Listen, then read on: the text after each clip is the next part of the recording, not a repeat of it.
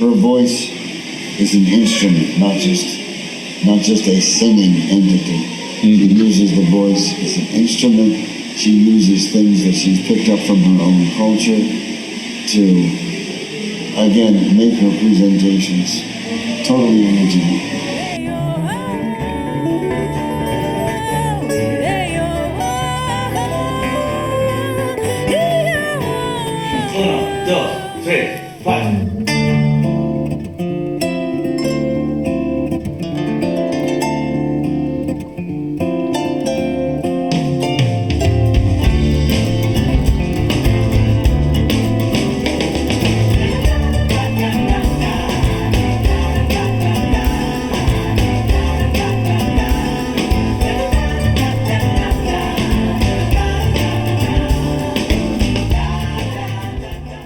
Friends, it's a wonderful honor and privilege for me to be able to interview and introduce to you this amazing, once-in-a-generational musical talent who transcends the boundaries of countries, languages, cultures, genres, and generations. She is characterized by Wikipedia a jazz world music artist, but to be absolutely fair, this Brazilian virtuoso guitarist, singer, composer, and incredible musician defies genre. She is indubitably one of a kind and beyond category. She comes from a famous musical family spearheaded by her father, George, and her mother, singer Ika. Her brothers are the renowned duo Assad, Sergio and Oder, who are synonymous to classical guitar around the world as Pele is to soccer. After her brothers moved out at the age of 14, when the family moved back to Sao Paulo, Badi began studying classical guitar, at first not for the love of the guitar, but as a wish to be closer to her dad. Her dad, George, played mandolin, and with the brothers now gone, he needed someone to play with. Within a few short years, she began winning or tying several prestigious guitar competitions, but by her early 20s was no longer content with the strict and rigid confines of classical music.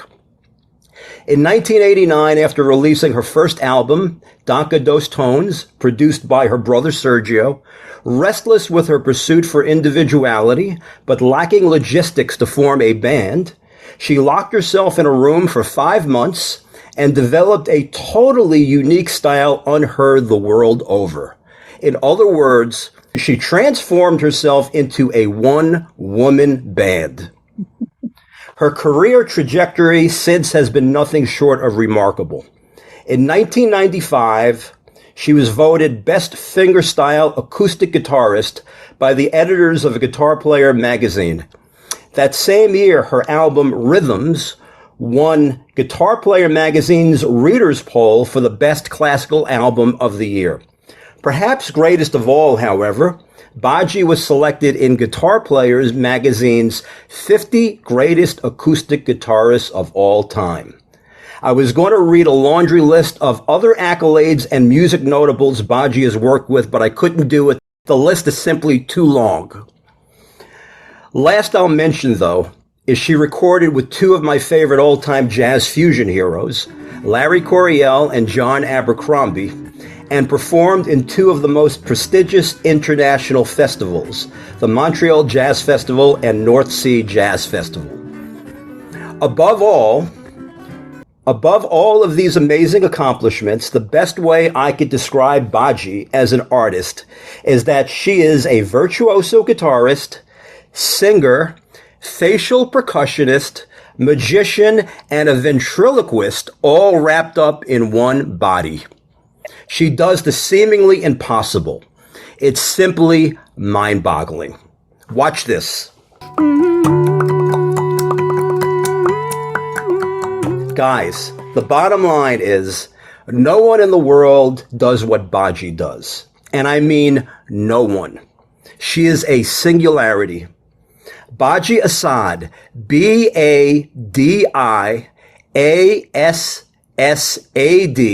stands alone as one insane, self-contained musical badass. Oh my God, Baji, thank you so much for doing this interview. I am floored. What a wonderful thrill this is for me. First of all, I want to congratulate you on your latest 2024 release. And correct me, because I can't say this properly. Ojo de Pi? Don't worry, I can edit that out. Olho de peixe. Ouj de Peixe. Peixe. Okay, close enough. Fish's eye. Okay. It means fish eye. I did know that. Recorded with the, in English, Refuge Mundane Orchestra. I've listened to it. It's an exquisite album. I love it. It sounds so beautifully simple, but it's quite complex. I know that as a musician. And I'd like to take a deeper dive into that, but let's just hold off on a second. Before I get into that, I see you recently completed an acoustic guitar tour with your brothers, the duo Assad, and took it through Greece and Cyprus, among other places. Being back performing with your brothers again, that must have been an incredible thrill, wasn't it? Ooh, yay. It's a big responsibility to perform with those two. But I came, so I rehearsed my butts off to be able to. But we did, and it was beautiful. It was very beautiful. The only time we performed as a trio was inside the family Assad concert, which was a bigger ensemble.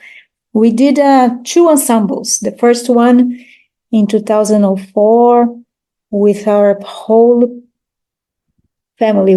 We were 8 on stage, counting my brothers, my parents, our parents, George and Anaika, and the nephews, 2 nieces and 1 nephew.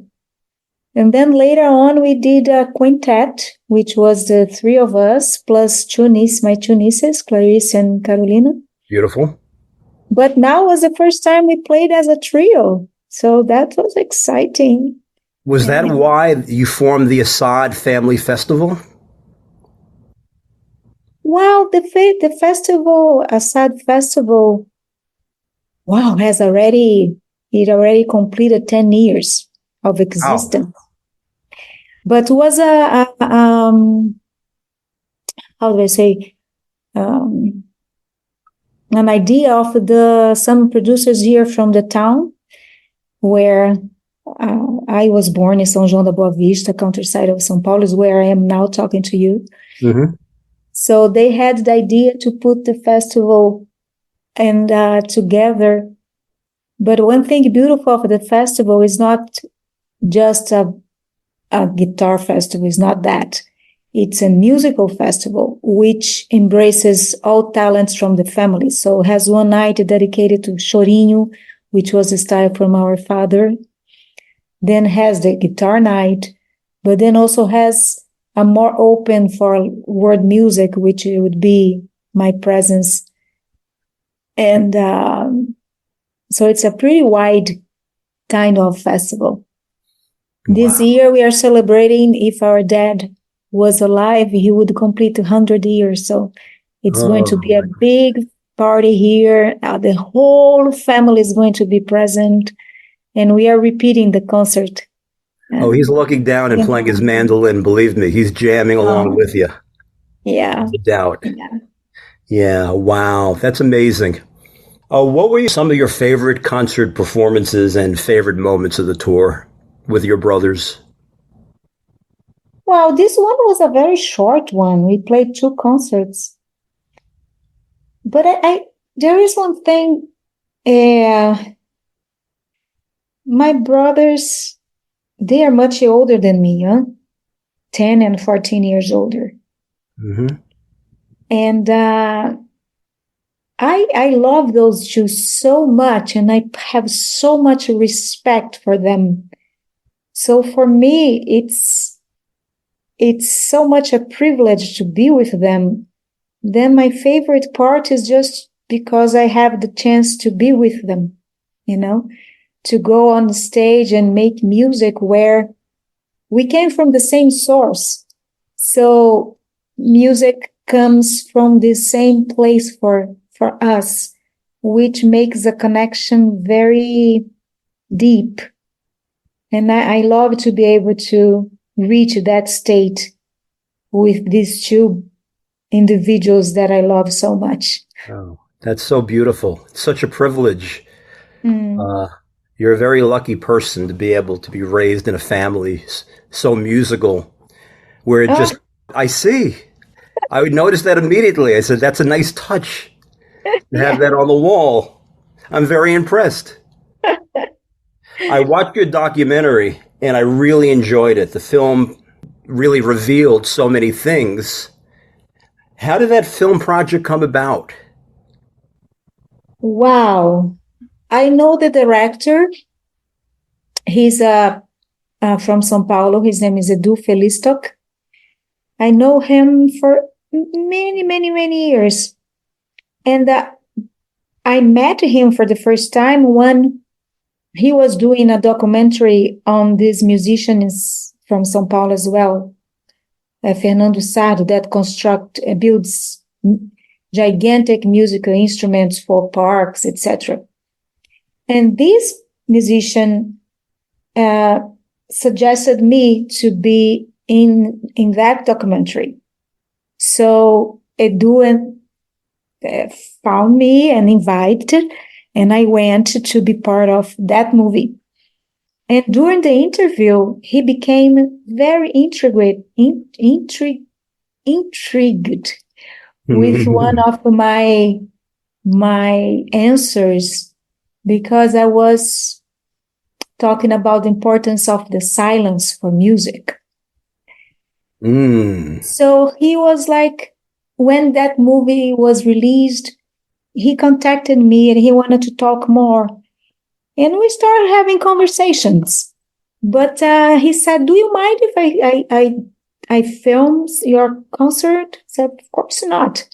And he started coming and filming, and we would talk. And one day I knew he was doing a movie, but I didn't think it was a movie about Badi. I thought it was about music, and I was like a muse, inspiring his creativity. Interesting. But then one day he announced the title. It's going to be called Badi. I said, what?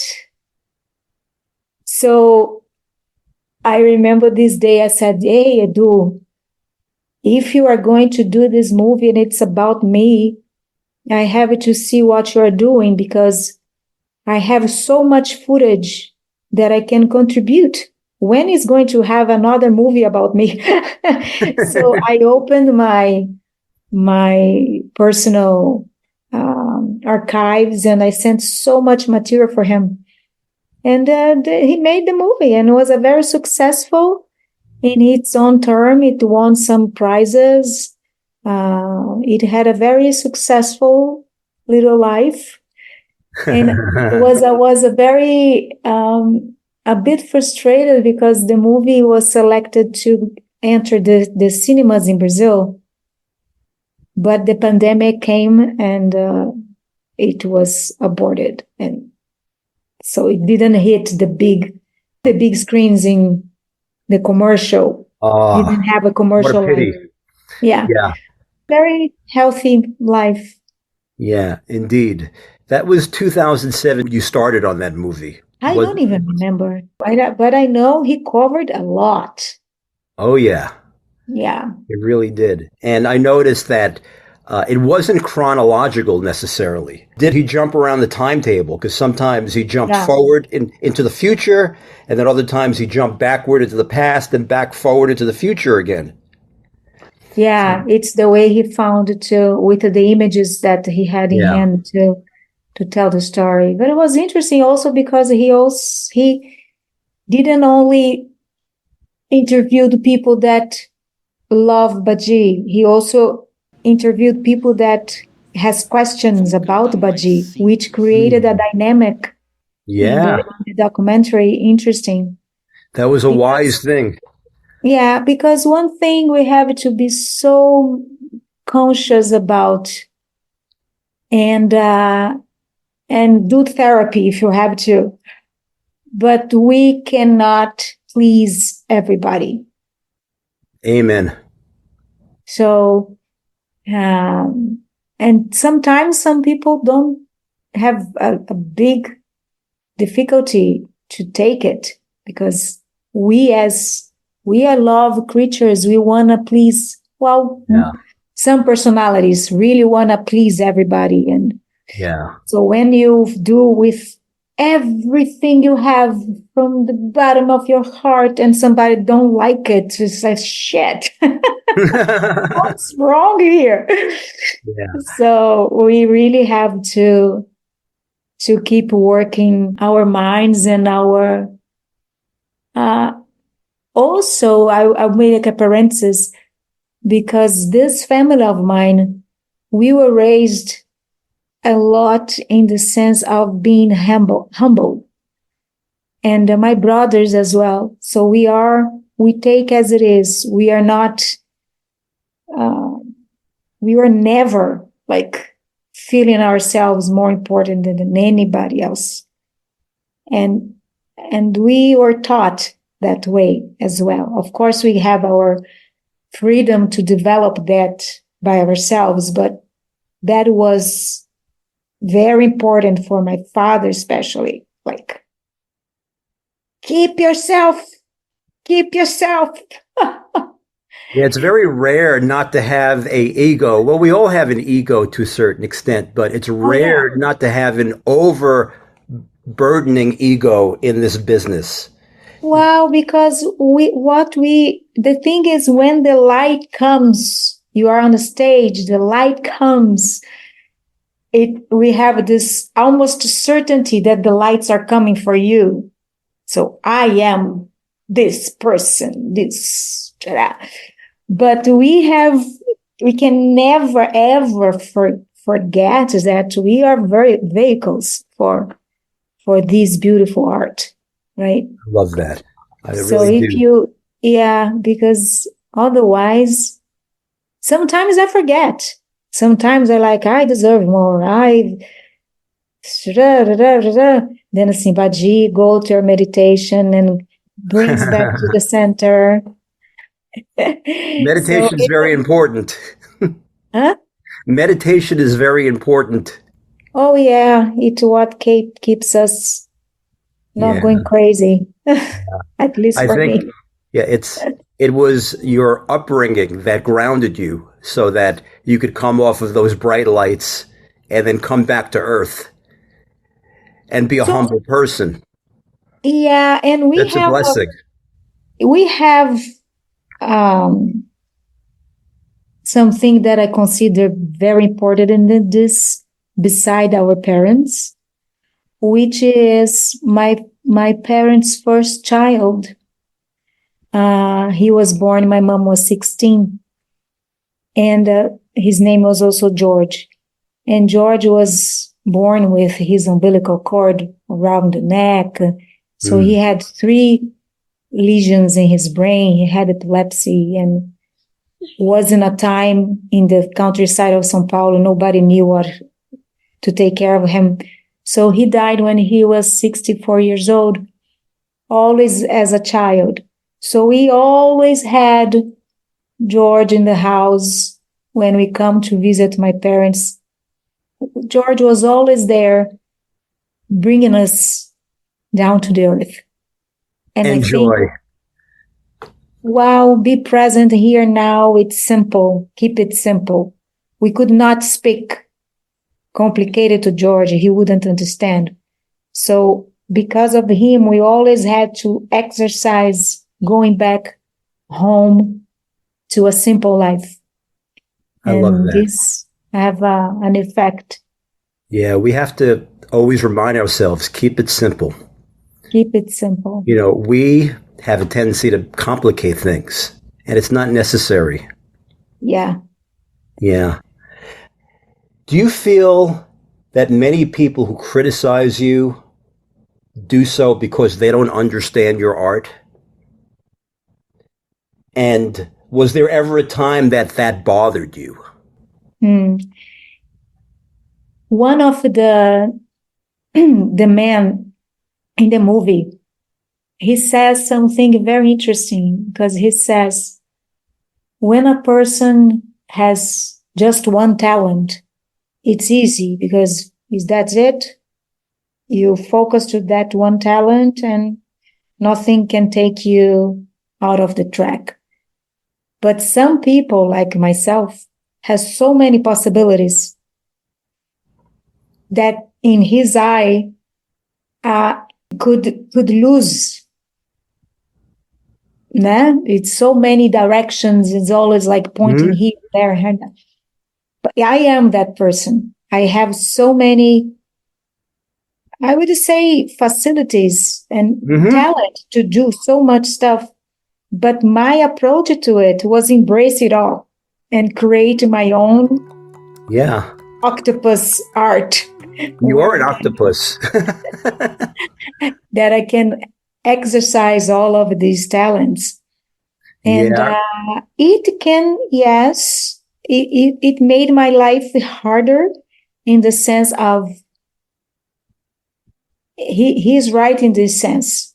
It would have been easier if just keep it simple.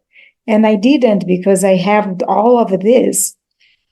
So it's hard to define what Badi does. It's hard to put in one drawer, in one category, because it doesn't have one category that fits Badi. So what do you do, Badi? My answer starts with Badi music. But I think the understanding, of course, also because especially when you mix a lot of stuff, as I do, it's hard. It's not as easy, because that person, to understand you, that person needs to be open-minded. If not, okay, I like this that she does, but I don't like this. So if you have many offers, it's easy to find people that don't like one of the things that you do. Too easy. I remember that specifically, where one critic said, I wish Badi would just uncomplicate things. Remember that one person? Yeah. And because too many things, in his opinion, was not necessary. Yes, but it's not necessary for what, right? So you want to do to please the world, or you want to do to please yourself? You want to do because it is what you want to do.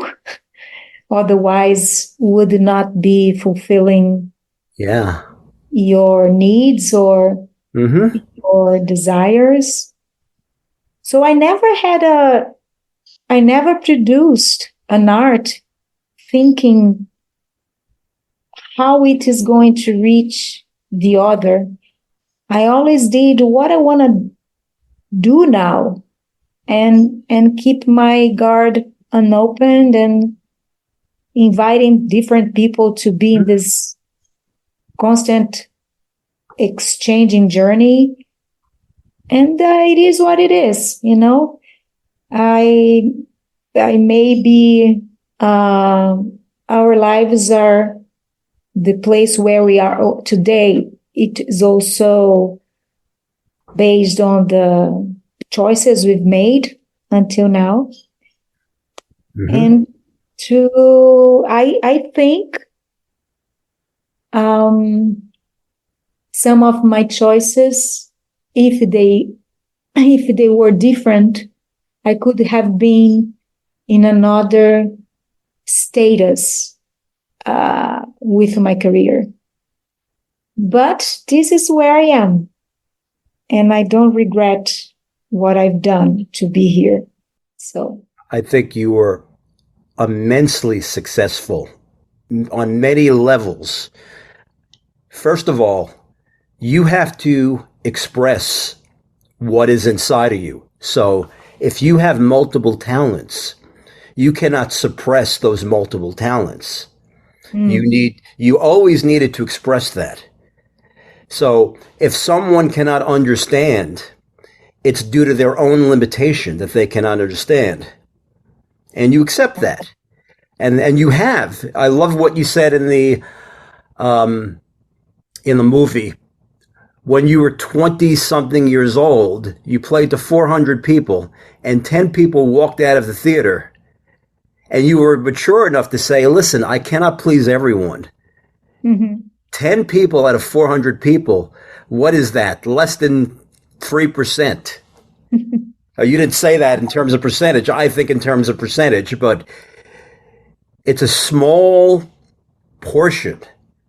Yeah. And just think 390 people decided to stay, as you said, as you implied in the film. So you already had the right attitude at a young age, or a much younger age, which has sustained you as an artist.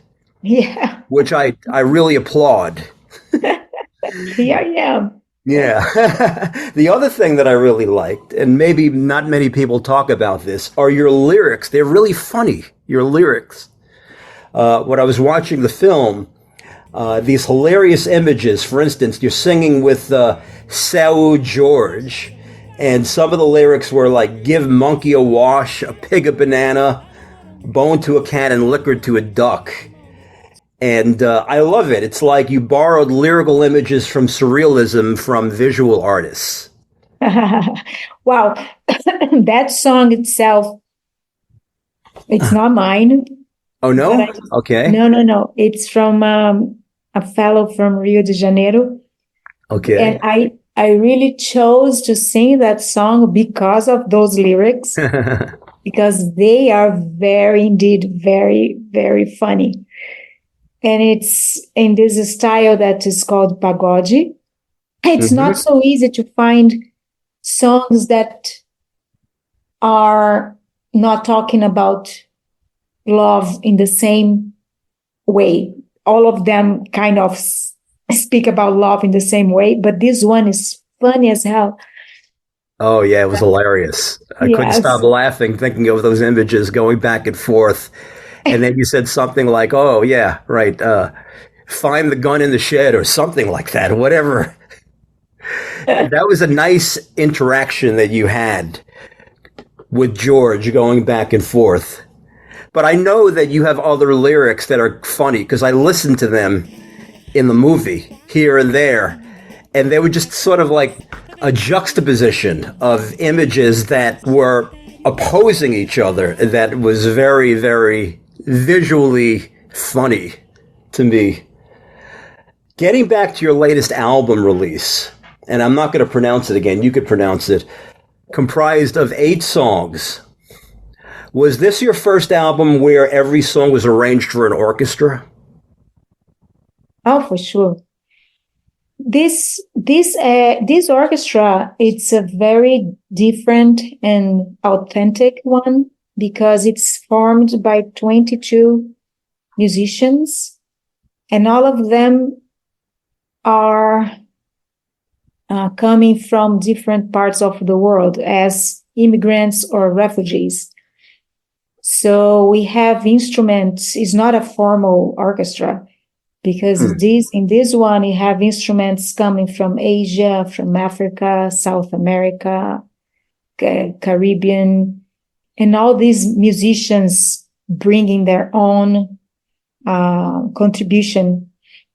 So when I decided to do an album with them, I let them do the arrangements, and I was just, they would start writing the arrangement and would share with me, and I would say, I would give you my impressions about it. Mm-hmm. So I cannot say I was a co-arranger, but I was really active during the process of these arrangements being done. So in other words, you gave them a lot of liberty. I did, because only they would know how to embrace their talents with so much they can offer. Yeah. And we took a long time. We started doing the arrangements in June last year. Only now the album was released. It took a long time for the arrangements to be done, to record everything. It was so labor involved. Now we are rehearsing for the release party. And Now? yeah, it's going to be in the end of June. Oh, Here good in São luck. Paulo. That's exciting. Yeah, it is. I am I- here memorizing. Okay, Yeah. one thing is to record, another thing is to do it live. They're two different animals completely. Yes. I Yes. know. Been there. Yeah, I was going to ask you whether that project required a lot of rehearsals. You know why? Because one thing that really struck me, and I think is really cool, is that you had many songs in odd time signatures. Oh, yeah. Like the title track. Now I counted was an 11/8. And the first song's in 5. And the second song, now I could be wrong, is like 17/8. It's like bizarre. I mean, how do you get an orchestra to play an 11/8, 5/4, and 17/8?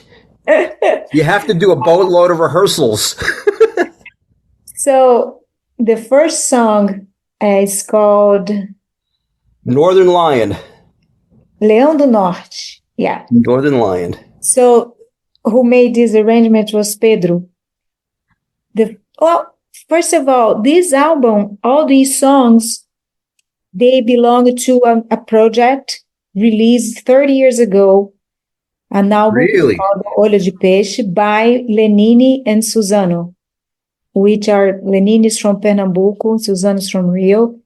They are starting their careers, and it was a very important album back then for so many musicians. Lenine, when he brought up this album, we were like, what is it? So a couple of years ago, the album completed 30 years, so I decided to do a tribute. So these songs belongs to Lenine. Interesting. And their originals are so good.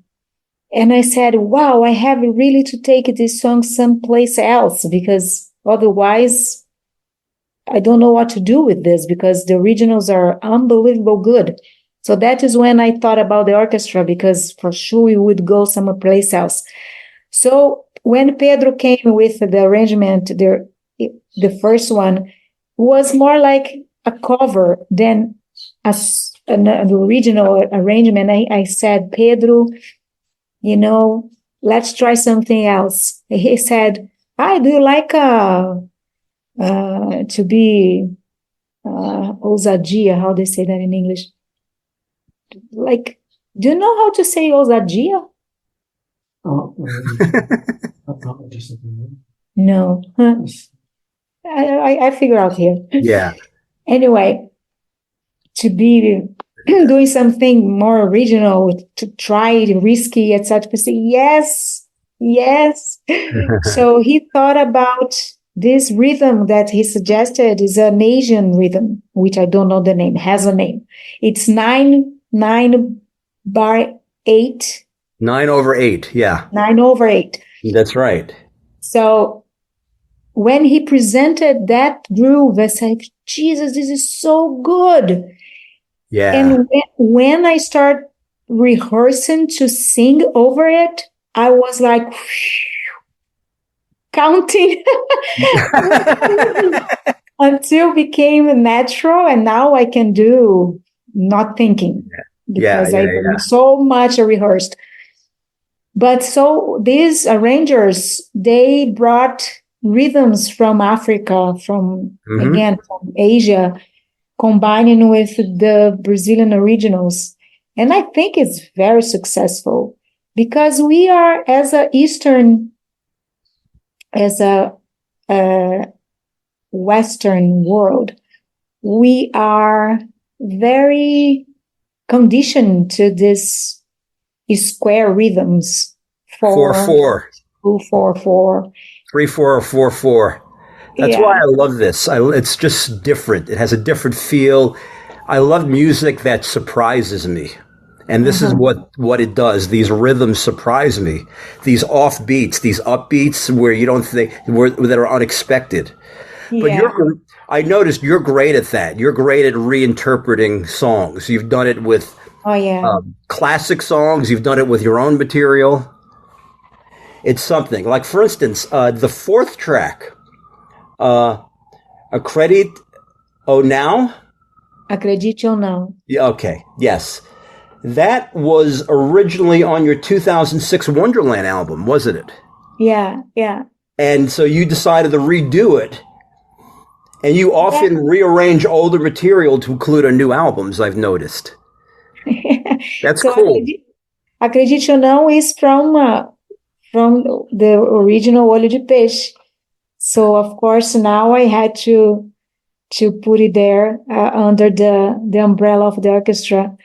And it was nice because Carlinhos Antunes, which is the conductor and the creator of the orchestra, he had the idea to bring Mariama, the African singer, to have her part in the end. And it's so fun.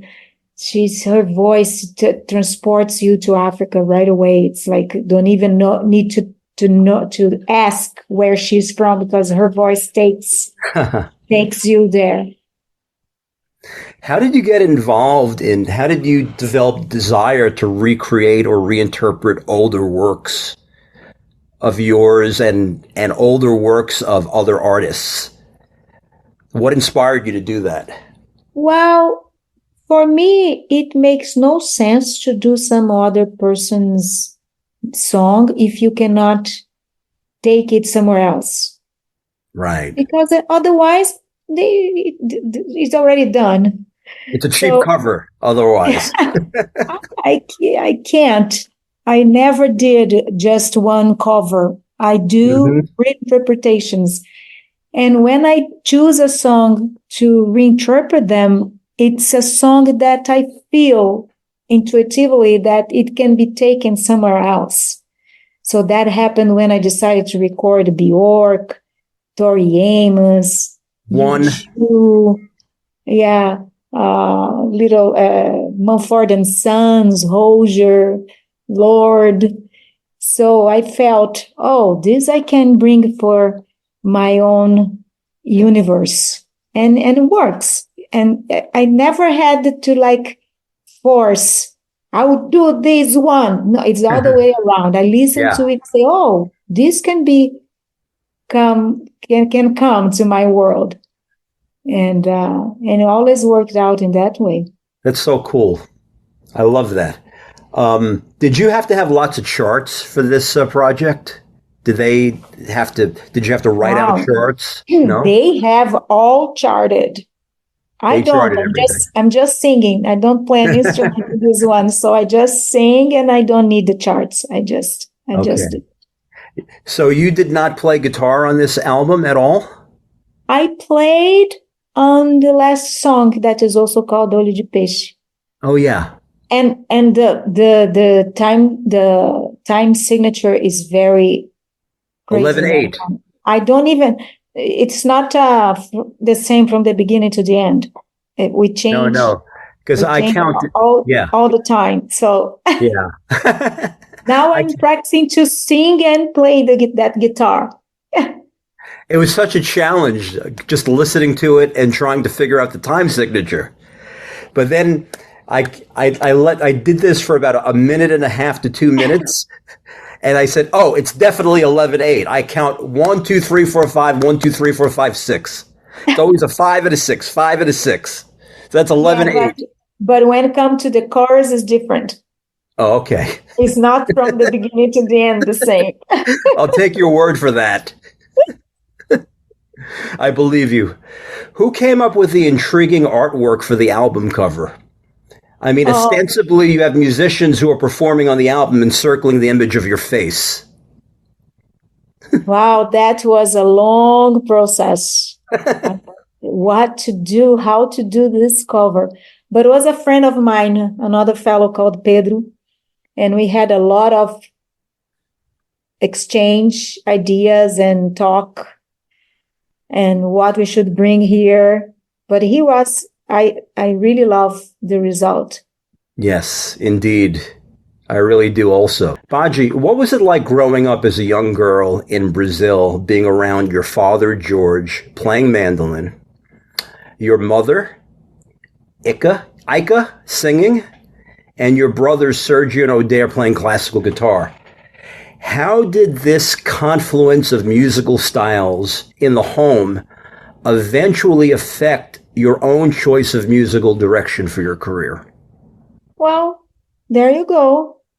I started like that, so I became this whole thing that does it all. That explains it. That explains it. There's so many styles converging on each other in the home. So that was natural. Yeah. So natural. There was nothing that was more important than the other. Yeah. So for me as a child, everything was natural, combining music, classical with popular Brazilian music and instrumental and singing, all normal. To most other people, it's just like, how do you do that? Oh, it's just every day, it's in my house. Yes, exactly. Did you start playing guitar at the age of 14? Yeah. How did you pick up the guitar so quickly from the time that you first started playing? Wow, these things we don't have an explanation, right? Yeah. Besides the fact that it's it's one of those unanswered questions. We can find something called talent or the mystery of the cosmos. DNA.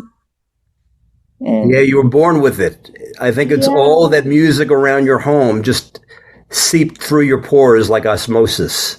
Well, yeah, and I quite don't understand why some people, like for us, because there is something in the technical world that was there inside of us. So this I don't know. Of course, it was there, and we polished it. Like we had a lot of hours sitting down and polishing it, studying.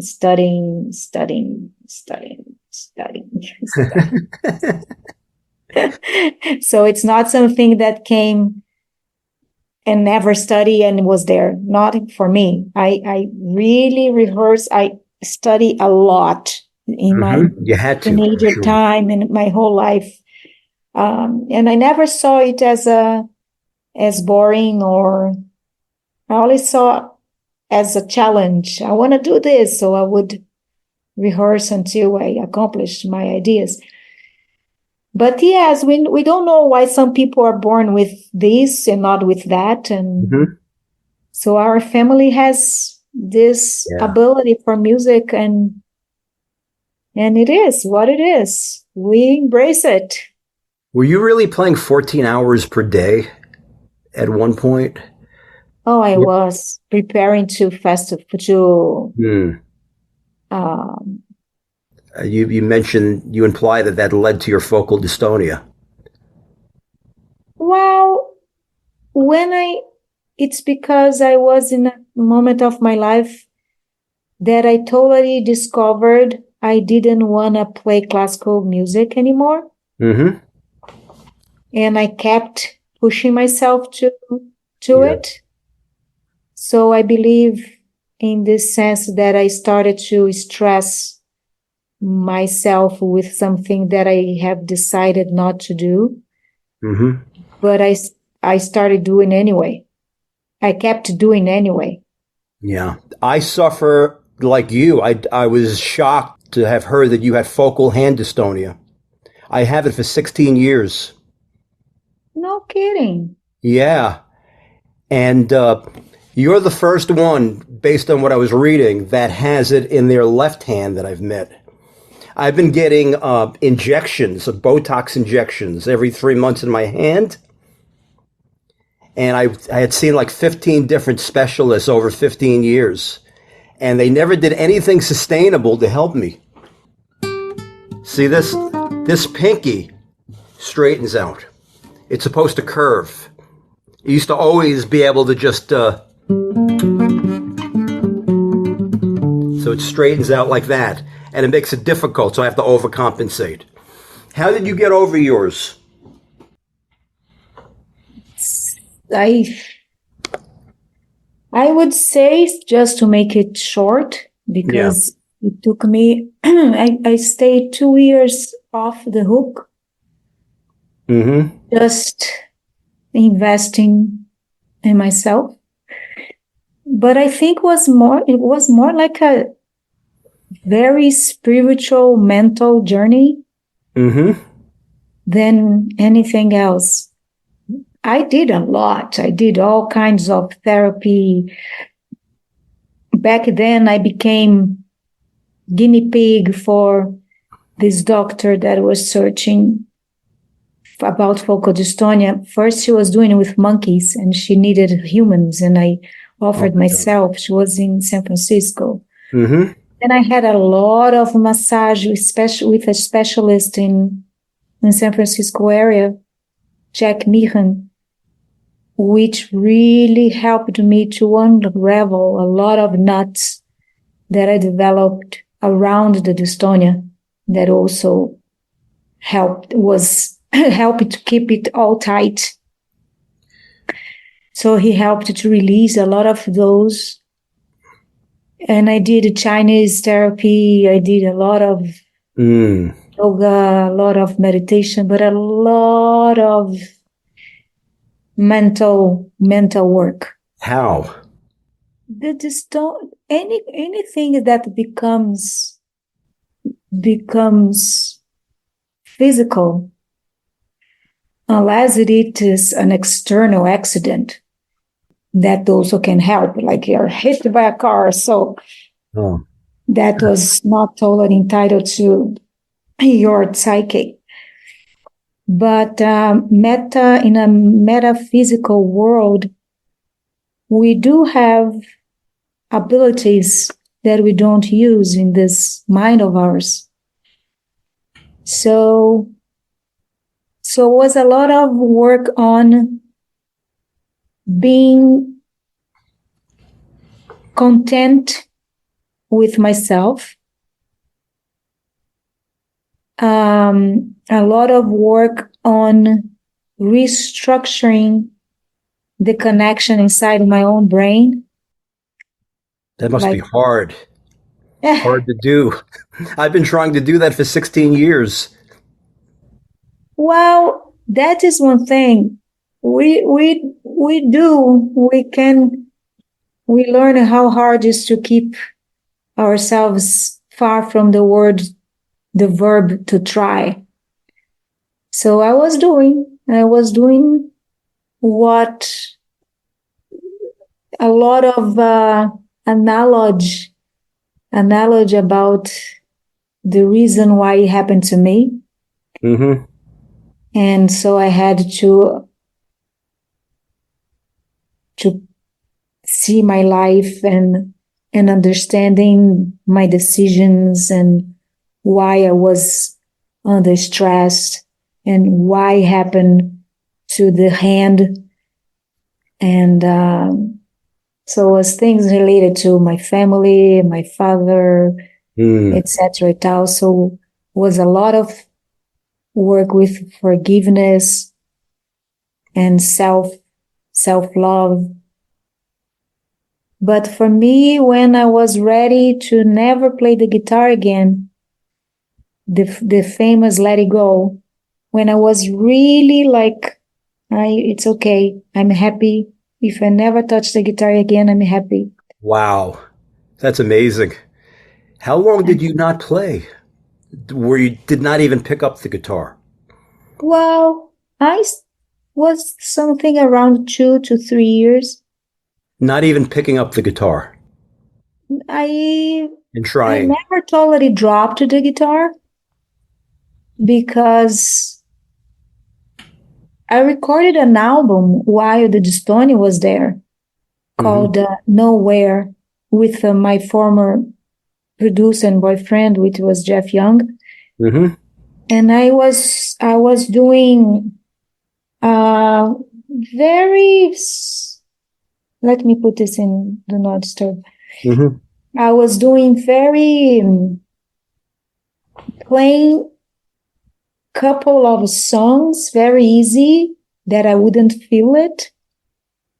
Like if you now, even if you if you do pick it up a song that you don't use your fourth pink, you can still do it. Yeah. So I did that approach in that album. So I never really didn't touch the guitar, Mm-hmm. but my relation with the guitar transformed totally. I don't need it. That's great. I don't need to have the guitar in hands to be feeling fulfilled.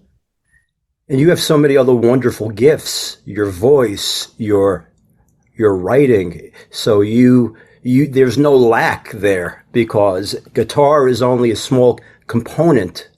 Well, that was another thing because then I realized that my musicality and my contribution to the world was not just through the guitar. So Yeah, I mean, since you're in your 20s, the guitar has been sort of like a tertiary or secondary instrument. It's the totality with you of it's the whole package, is what I'm saying. You know, and yeah, the guitar is just a support vehicle. it became. Yeah. I continue to perform gigs for 8 years with my focal hand dystonia. From Uh-huh. 2010 to 2018, the way it started with me is that I slipped on a snowboard, a benign fall on my pinky, on flat ground where it was icy.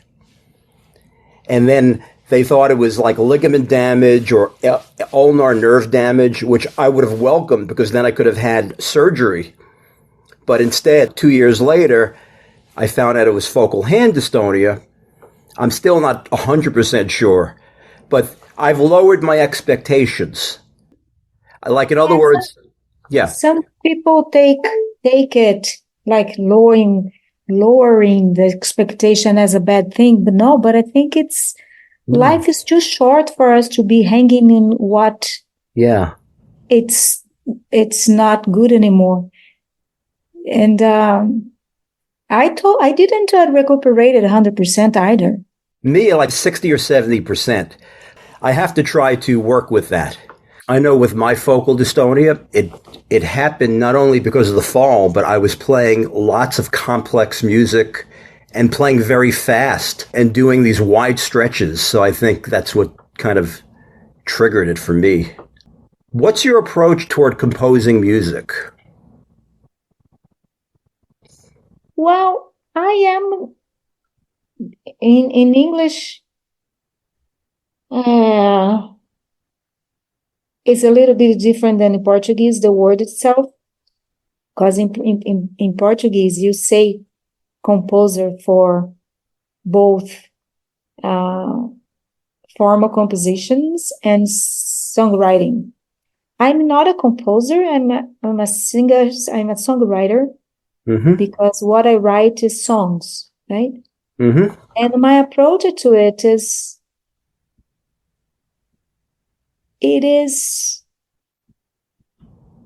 sometimes some subject that I want to talk about.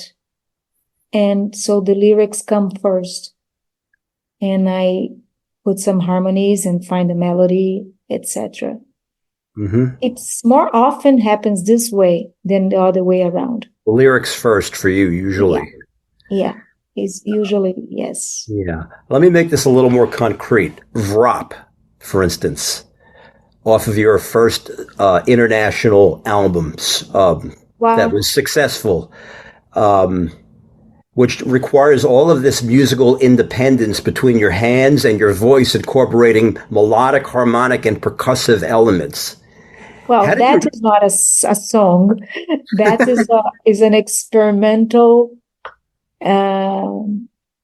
piece and belonged to a moment of my life that I was very curious about my voice is when I started to discover what my voice could do.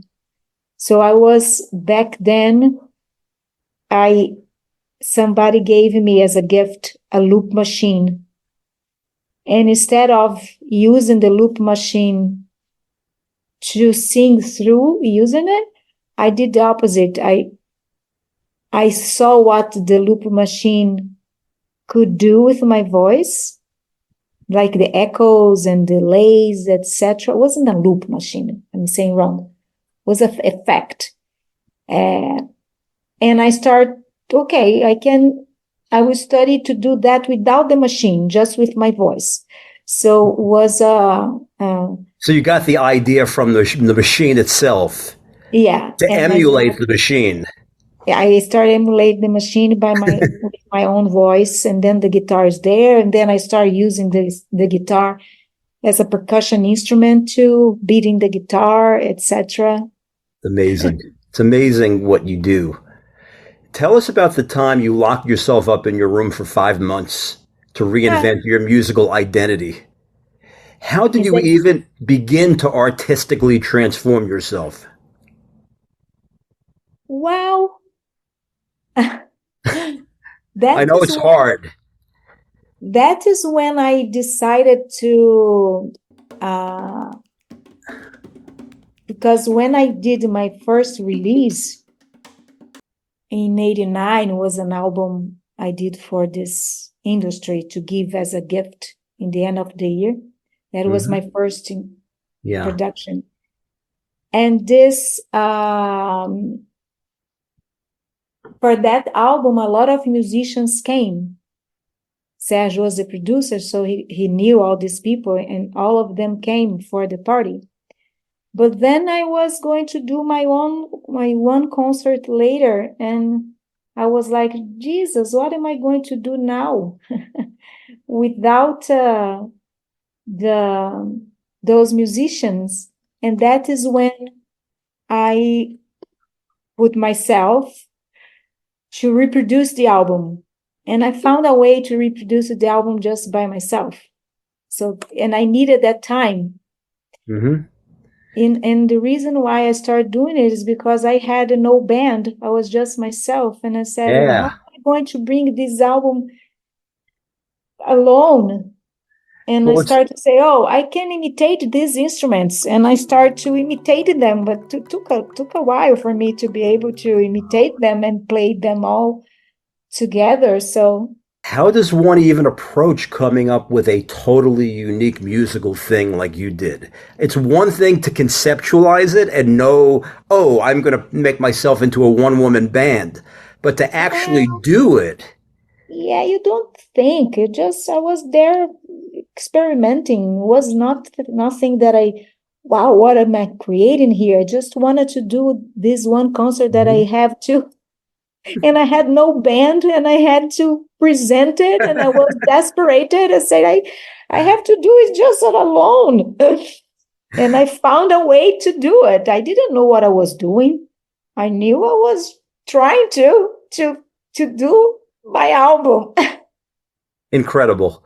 I was laughing when you said to one YouTuber that when Sergio first saw you do what you do for the first time, that he gave you a Looney Tunes look. You know, the tongue came out, the eyes popped out. He could not believe what he was seeing and hearing. That must have been really like a thrill to see that from Sergio, your brother, the musical icon in the family. I say, if he didn't like, or if his reaction was different, but he was open for it. He said, I have never seen anybody doing that, what you're doing. Are you going to have courage to do that on a stage? I said, yes, so go for it. And you sure did. Yes. And then 30 years later, it's history. Oh, yeah. All these albums and all these accolades. You did it successfully. Incredible. It boggles my mind. Even once you develop that independence, you have this percussive thing going with your face. You have this You're playing this bossa nova guitar, jazz guitar, but you still have to develop a practice routine to gain the independence. You have to come up with that original practice routine. It has to be really challenging because you're now coming up with a practice routine to not only perform 2 different rhythm parts on the guitar, but also 3 to 4 different independent parts with your hands and mouth all at the same time. Yeah. I mean, how long did it take you?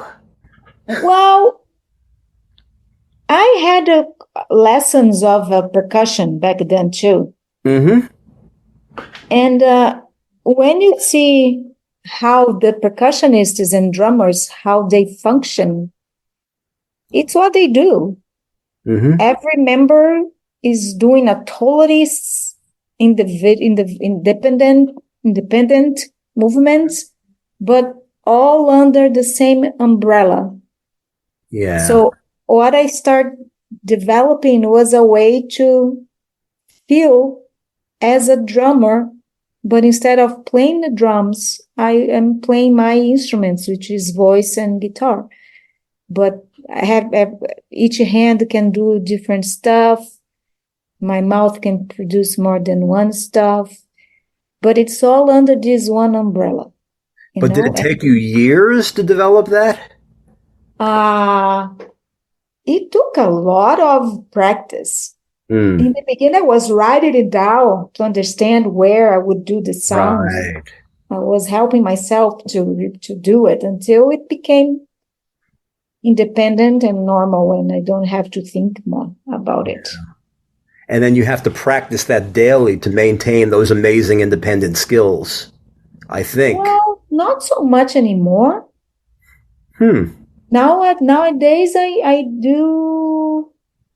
I keep myself, like I do some technical exercises every day for the guitar. Mm-hmm. Easy stuff to keep the focal dystonia away.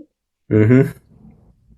But I devote my time around what is the project that I'm living at the moment. Yeah. So now it was like, how do I sing this 9/8 with confidence? And so I practice a lot, counting and understand where the syllables are.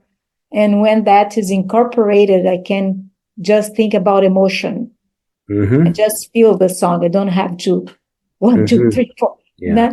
So I hate the idea to go to the stage not free in my mind. So I practice a song until I can go to the stage and I don't have to think.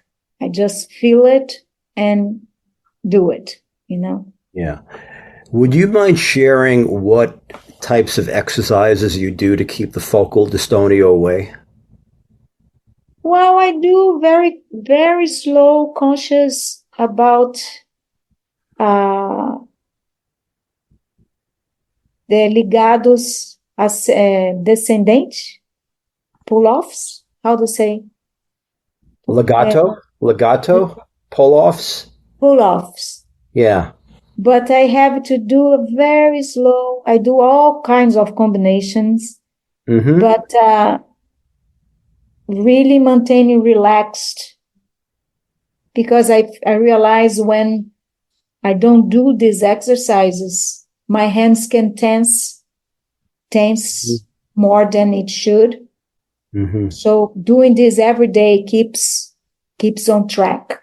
Yeah. Very slow and relaxed. Not put more strength than it should. Right. Have. I try to relax my hand and just play like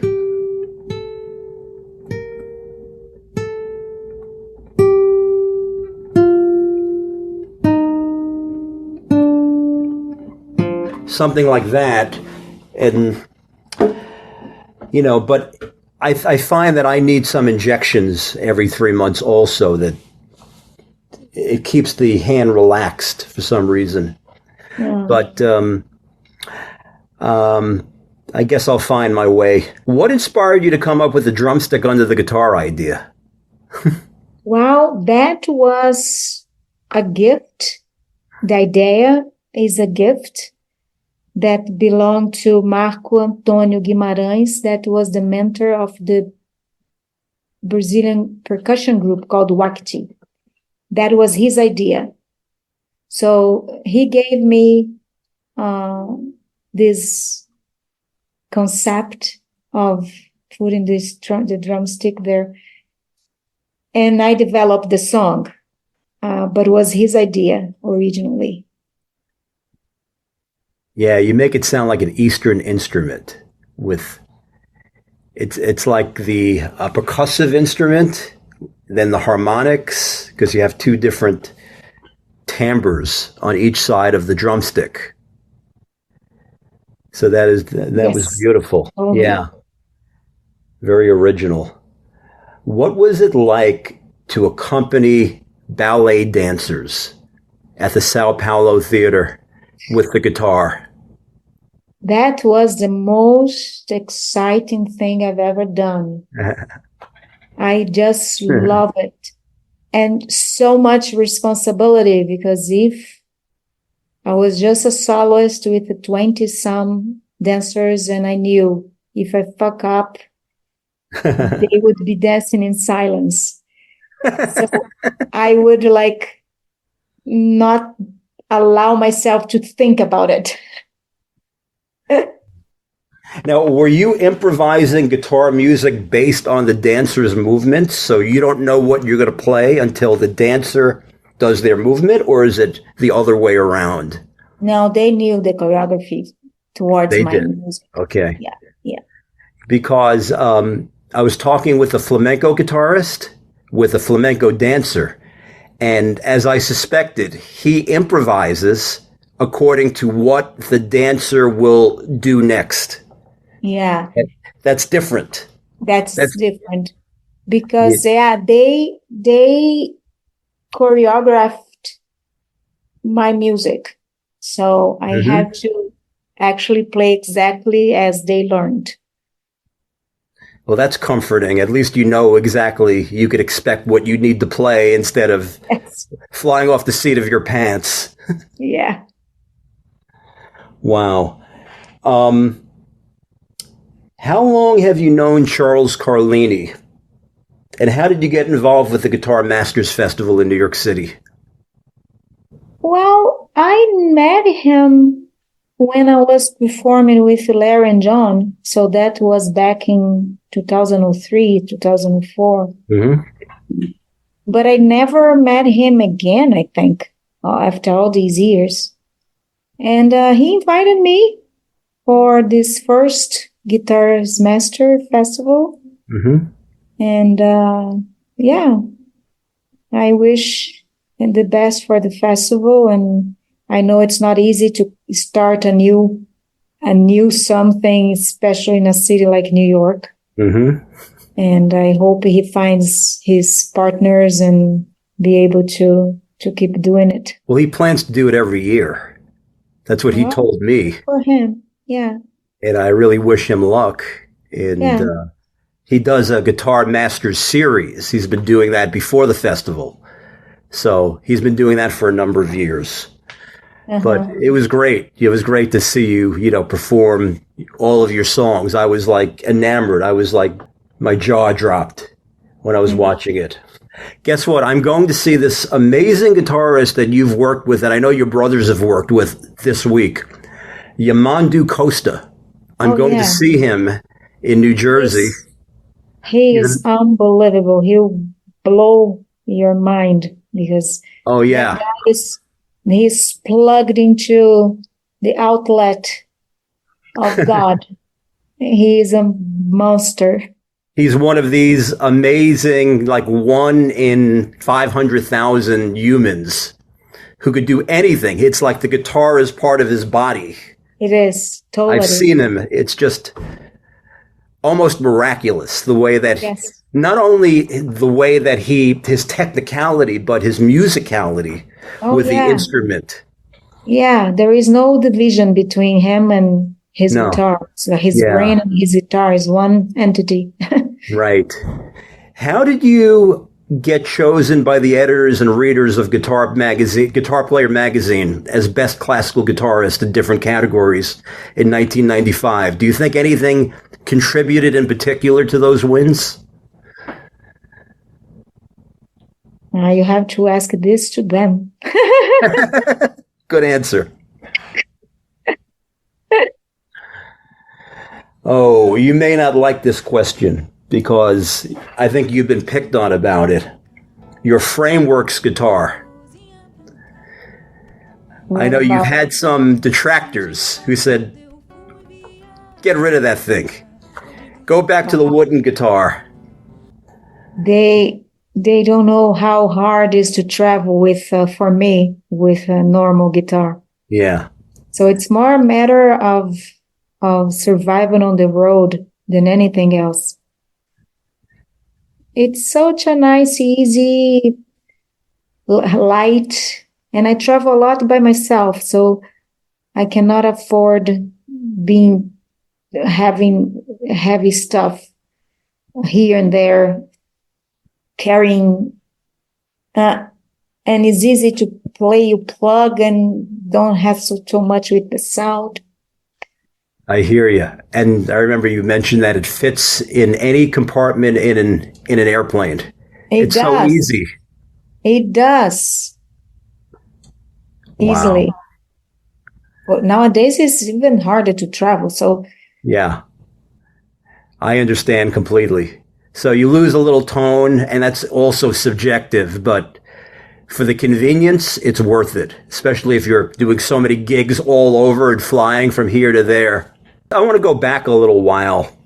Solo was your first internationally acclaimed album in '94, but you actually recorded an album before then, which was Danca dos Tones in 1989. Yes.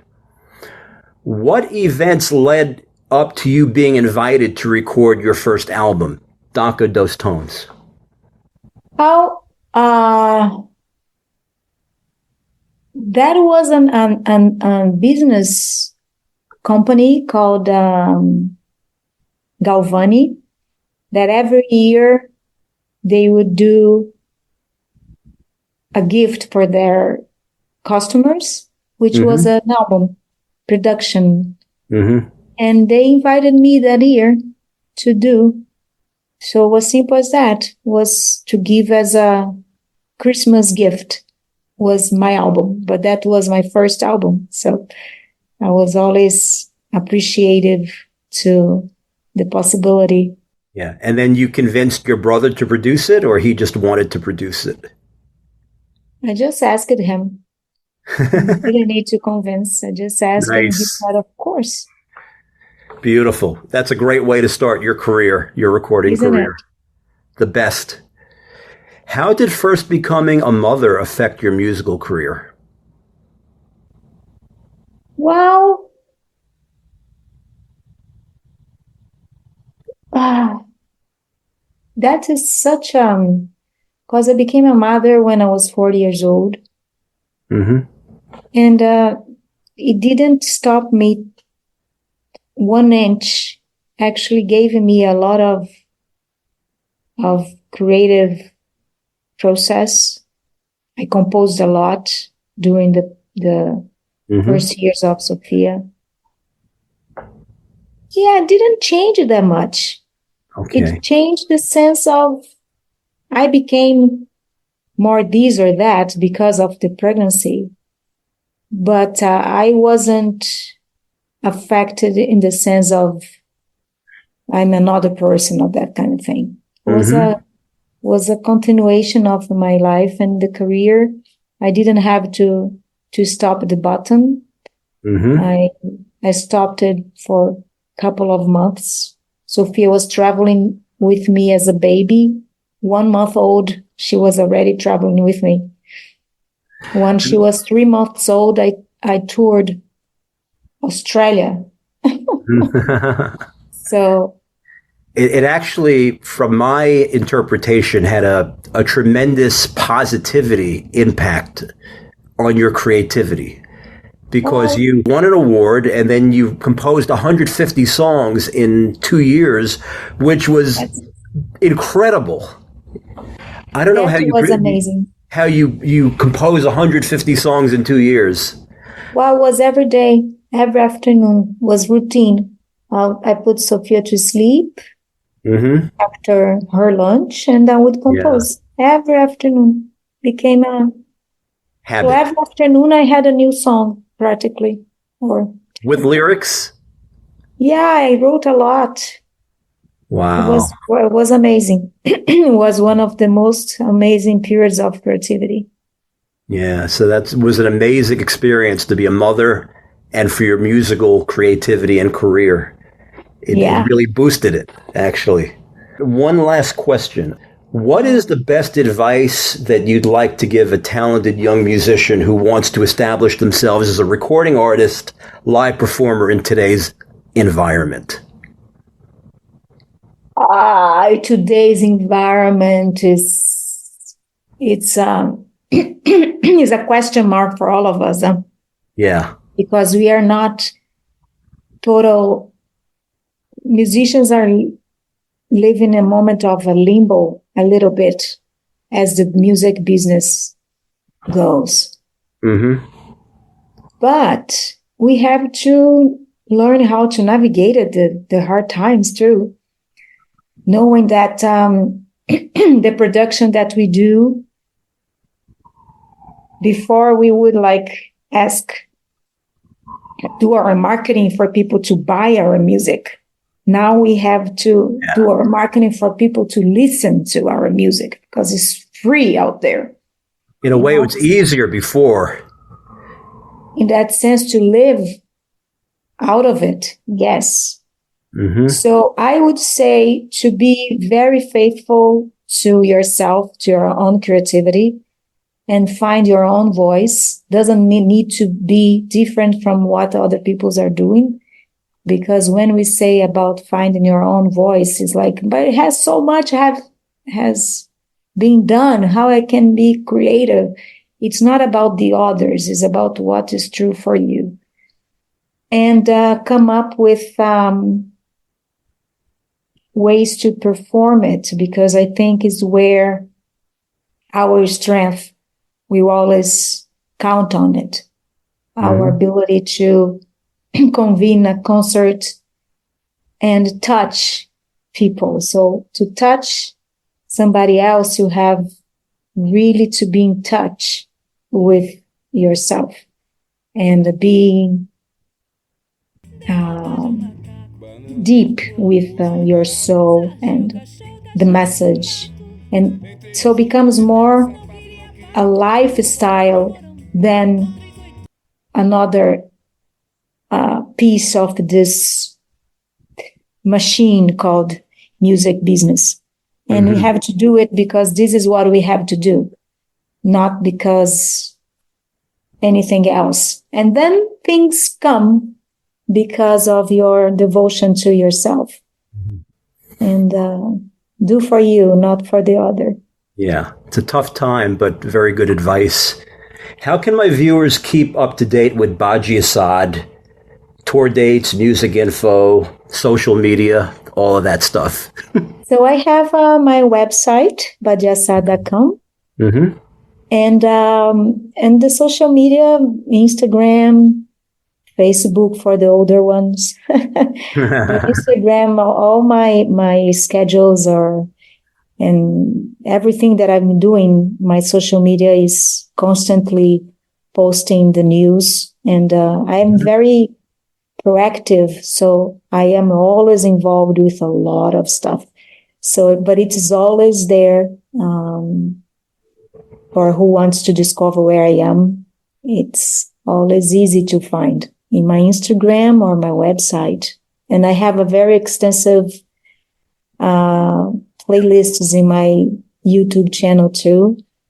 Yeah, I wish I would have more time to do specific material for social media, but I don't. Yeah, you're too busy. It's too much. Right. Yeah, I'll post all of your links in the description underneath the YouTube video, and share it, and share it, and share it. Is there anything else you'd like to say to my viewers before we end this beautiful interview? Oh, well, I think we spoke a lot. I would say just never forget that life is precious, and we are here for a journey.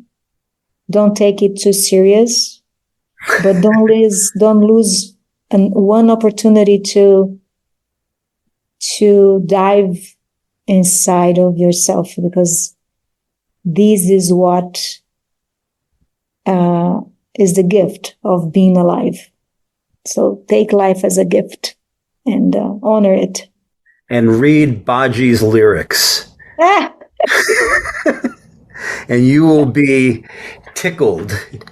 I guarantee you. Thank you, sweetie. Thank you so much. It was just a wonderful honor to interview you. You're such a caring person, not only with your music, but with human beings. Thank you. I really appreciate that. Thank you. So take care. Take care now.